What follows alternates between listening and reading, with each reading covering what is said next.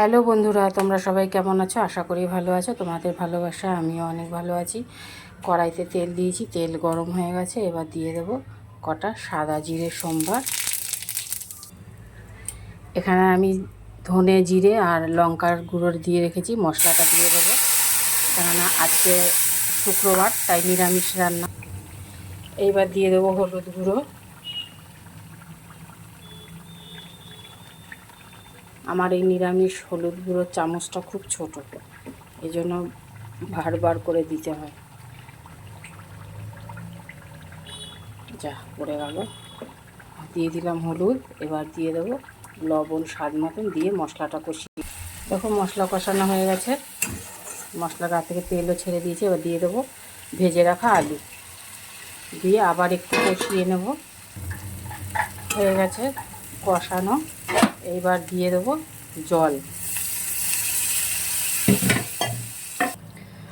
ঝোল ফুটে গেছে, দিয়ে দেবো একটু চিনি আর দিয়ে দেবো একটু গরম মশলা। অল্প দেবো, একটু গরম মশলা দিলাম। গরম মশলার গুঁড়োটা দিলাম, তোমরা চাইলে বেটেও দিতে পারো। আলুও সেদ্ধ হয়ে গেছে। এবার দিয়ে দেবো এই বড়া। মটর ডাল রাতে ভিজিয়ে রেখেছিলাম, তা বেটে বড়া করে নিয়েছি। এবার এই বড়াগুলো দিয়ে দেবো।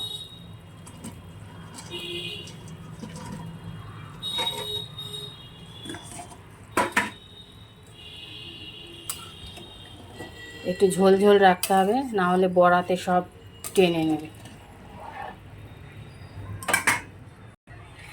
দেখো বন্ধুরা, করে ফেললাম মটর ডালের বড়া করে আলু দিয়ে পাতলা ঝোল। আজকে শুক্রবারের নিরামিষ রান্না। তাহলে রাখছি, পরে আবার কোনো একটা রেসিপি নিয়ে চলে আসবো।